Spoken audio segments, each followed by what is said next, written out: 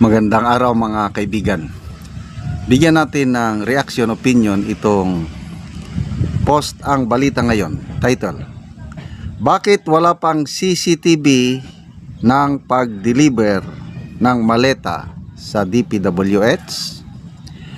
Sa kanyang official Facebook, kwestiyon ni Batangas 1st District Representative Leandro Libeste kung bakit hanggang ngayon ay wala pang inilalabas na CCTV footage kaugnay ng umano'y pagdi-deliver ng maleta sa tanggapan ng Department of Public Works and Highways.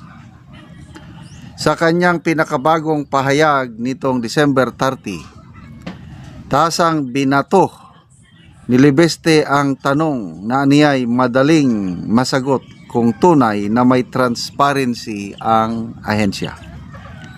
Sabi niya, bakit wala pang inilalabas na CCTV ng pag-deliver ng maleta sa opisina ng DPWH? Ayon sa kongresista, kung walang itinatago ang sinuman, simple lamang ang dapat gawin. Ilabas ang CCTV recordings upang malinawan ang publiko kung may naganap bang kahina-hinalang transaksyon sa loob ng ahensya. Ang payag na ito ni Libeste ay kasunod ng kanyang mga naunang revelasyon tungkol sa Cabral files, budget insertions at umano'y mga cash deliveries kung saan paulit-ulit niyang hinihimok ang DPWH na maglabas ng dokumento at ebidensya upang tapusin ang usapin sa authenticity at pananagutan.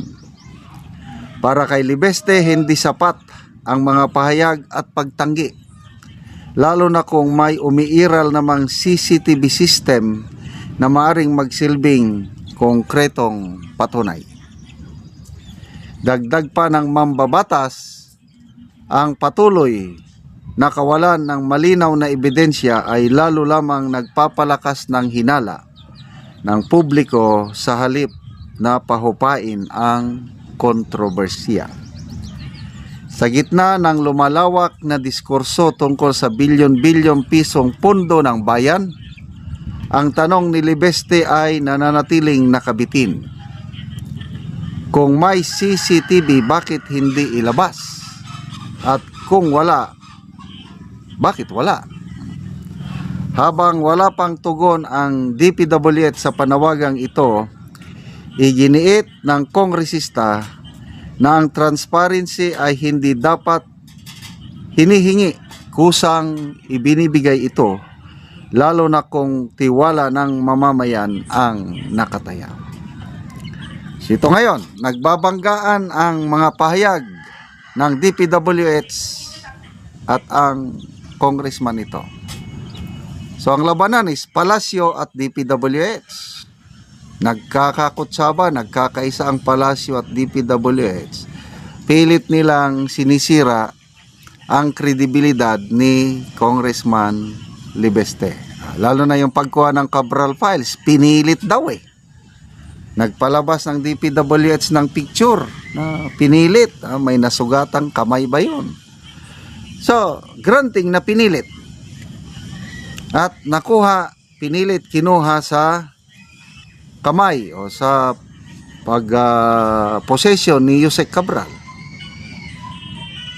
So, kung galing ito sa possession mismo ni Yusek Cabral, legitimate nga ang files. Okay? Wala, hindi sila nag-isip yung script nila, yung pinalabas na pinilit. Lalong nagpapatibay na tunay yung files na hawak ni Congressman Libeste, granting na pinilit niyang kinuha. At karapatan ng taong bayan na malaman ano yung laman ng Cabral files. At ito na nga, pati si Senator Lacson may sarili na rin siyang file. Ibinigay sa kanya ng abogado ni Yusek Cabral. Siguro, ito, hinala ko na lang ito, opinion ko lang. Alam ni Yusek Cabral na importante yung kanyang files. So, nararamdaman niya siguro na baka may mangyari sa kanya. Baka binigyan niya ng tagubilin yung abogado na something happens bad to me, ilabas mo ito, ibigay mo ito. Oh. So, ibinigay ng abogado ni Yusek Cabral yung files, Cabral files kay Senator Lacson. Diyan sila ngayon kabahan. Dahil papatawag sila ni Senator Lacson sa Blue Ribbon Committee hearing yan. Kaabang-abang yan. Lalo na yung mga cabinet secretaries na hindi bababa sa 5 nagkaroon ng allocables na bagong pasabog ni Congressman Libeste kahit daw di umano si Secretary Vince Dizon meron din siyang insertion, meron siyang allocable. Ano ba yan? So, balik tayo. Mali-malitang pera i-deliver sa DPWH. Anong basihan ni Congressman Libeste? I believe marami siyang sources. Maraming nagtitiwala sa kanya, no? Kahit sinisira ang kanyang kredibilidad, my opinion is that mas marami ang nagtitiwala kay Congressman Libeste. Kasi, bakit niya ginagawa ito? For the sake of money? For the sake of publicity o fame? I don't think so. Kasi ito nga, bilyonaryo ang batang kongresista na ito, dapat relaxing na lang siya. Bakit pa siya pumasok ng politika? Namimingay nga siya ng libreng allowance sa ilang students, 150,000 students per month. Binibigyan niya ng tigwa 1,000 pesos. Wow, kaswerte naman ang Batangas. So ako, nakikita ko lang, motibo ni Congressman Libeste is transparency. Gusto niyang ma-stop totally ang corruption, which is very commendable, laudable. Mangilan-ilan mga kongresista na yan din ang kanilang hangarin. Kailang mas marami yung ayaw ng transparency, ayaw ng accountability. Kaya ito, pinipigilan, may mga pumipigil kay Congressman Libeste na isiwalat ang kanyang files. Kailang hindi mo na mapigilan eh. Hindi na lang siya ang may hawak, ang dami nang may hawak. At ito, nakakatuwa na si Senator Lacson hawak niya na ang Cabral files. So good luck sa mga nakasama sa Cabral files. Salamat sa inyong pagsubaybay mga kaibigan sa inyong channel na ito. Nakakatulong kayo ng malaki sa tribong Talandig ng Bukidnon dahil ang sweldo natin sa channel na ito pantulong po sa tribo.